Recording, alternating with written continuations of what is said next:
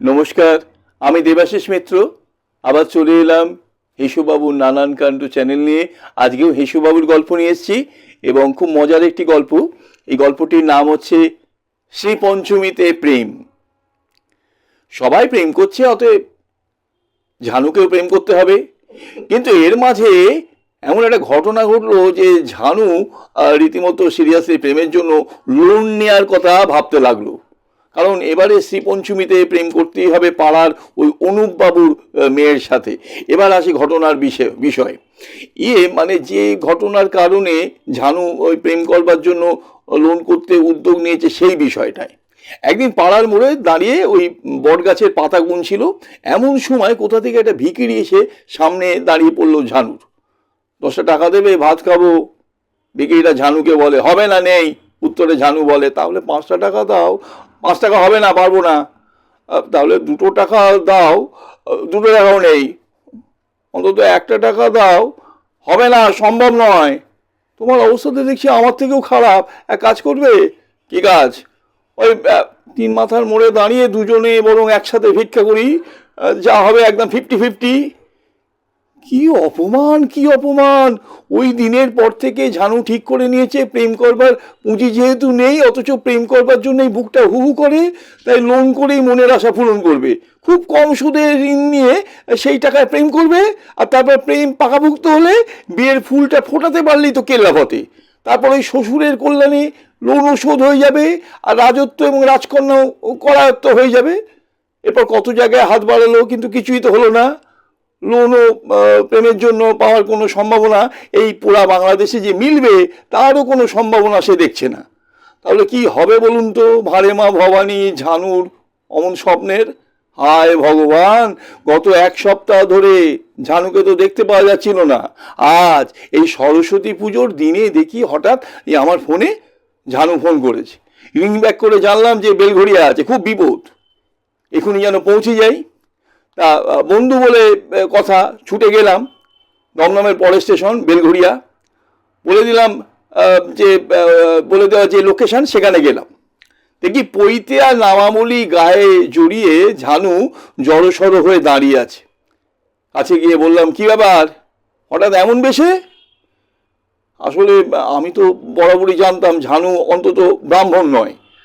ওই যে দাস উপাধি সেটা উদ্ধতভাবে সেটাই বুঝিয়েছিল। চারপাশে অগণিত মানুষ বাড়ালো যে, ঠাকুরমশাই আমার একবার বাড়িতে চলুন। না না, আপনার বাড়িতে গেলে কি করে চলবে? ছোট মেয়েটা কখন থেকে না খেয়ে পড়ে রয়েছে। মেরে হাঁড়ি ভেঙে দেবো আমার বাড়িতে না গেলে, একজন মুগুর ভাজা পাবলিক বলল। পুরোটা না বুঝলেও বুঝলাম যে কেসটা খুব জন্ডিস। তা ঝানুকে একপাশে একটু সরিয়ে এনে বললাম, কি হয়েছে রে? আর কি, এক করতে গেছি আর এক হয়েছে। আমাকে একপাশে সরিয়ে এনে ফিসফিস করে বলল, অনুপ বাবুর মেয়ের সাথে প্রেম করতে চাই, অথচ রেস্ট তো নেই। এই ব্যাপারে লোনও পেলাম না।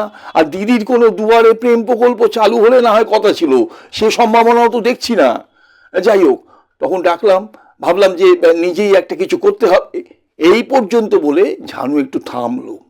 তারপর আবার বলতে শুরু করলো, গত 2 সপ্তাহ পুরোহিত দর্পণ আর ইউটিউবের সাহায্য নিয়ে নিজেকে পুরোহিত হিসেবে প্রতিষ্ঠিত করবার জন্য একটা মরিয়া চেষ্টা করলাম। দমদমের লোকজনেরা জানে যে আমি ব্রাহ্মণ নই, তাই নিজের ওই দমদম এলাকা ছেড়ে বেলঘড়িয়া স্টেশনে এসে এই এমবি রোডটা ধরে হাঁটতে সবে শুরু করেছি, ব্যাস। আর যাবে কোথায়? আমার এই পুরোহিতে ধরাচোরা দেখে ক্যাচ কটকট চ্যাংদোলা করে যে পাচ্ছে ঢুকিয়ে নিচ্ছে নিজের জিম্মায়। তুই দয়া করে বাঁচা মাইরি, এদের হাত থেকে এবারের মতো আমাকে বাঁচা। আমি তো হাঁটতেই পারছি না, সারাক্ষণ ওই চ্যাংদোলা করে, উফ বাপরে বাপ। কথাগুলো বলতে বলতে ঝানুর তো গলা ধরে আসে। ওকে আশ্বস্ত করবো, দাঁড়া দাঁড়া, দেখছি কি করতে পারি। ওদিকে জনতা যে কোনো মূল্যে কিন্তু ঝানুকে পেতে চায়। হ্যাঁ, বুঝলাম পাবলিকের সাথে খুব ঠান্ডা মাথায় ডিল করতে হবে। দেখুন, ঝানু আমার খুব কাছের বন্ধু। ওর জন্য একটা খারাপ খবর আছে। মানে ওর ওই ঠাকুমা না গত হয়েছে। এই অবস্থায় তো পুজো করতে পারবে না, আমি ওকে নিতে এসেছি, আর ওর তো অসহ্য লেগে গেছে। সুতরাং আমার এই কথাটার পর না জনতার মধ্যে একটা দারুণ শোরগোল পড়ে গেল। তারপর আস্তে আস্তে ভিড়ও পাতলা হতে শুরু করলো। যাই হোক, এরপর ঝানুকে আমি দমদমে নিয়ে আসার পর ও বলল, প্রেমের ঝাঁকুনি না এলে আমার কর্মসংস্থান হতো না, বুঝলি। তা অবাক হয়ে বললাম, কেন এই কথা বলছিস কেন? আরে কয়েক ঘন্টা পুরোহিতগিরি করে আমদানি তো মন্দ হয়নি, যা হয়েছে তাতেই অনুপবাবুর মেয়ে মানে ওই শিলেখার সাথে সন্ধ্যায় রেস্টুরেন্টে বসতে আর কোনো অসুবিধা হওয়ার কথা নয়। তুই কি এখন পুরোহিতগিরি করবি নাকি? মুচকি হেসে জানু বলে, মন্দ কি? গল্পটি এখানেই শেষ হলো। আপনারা সবাই ভালো থাকবেন। আপনাদের সঙ্গে আবার দেখা হবে সামনের সপ্তাহে এমন একটি মজার গল্প নিয়ে। আজকের মতো বিদায় নিচ্ছি। আর আমার চ্যানেলটি আপনারা সাবস্ক্রাইব করবেন, কমেন্ট শেয়ার করবেন। বিদায়।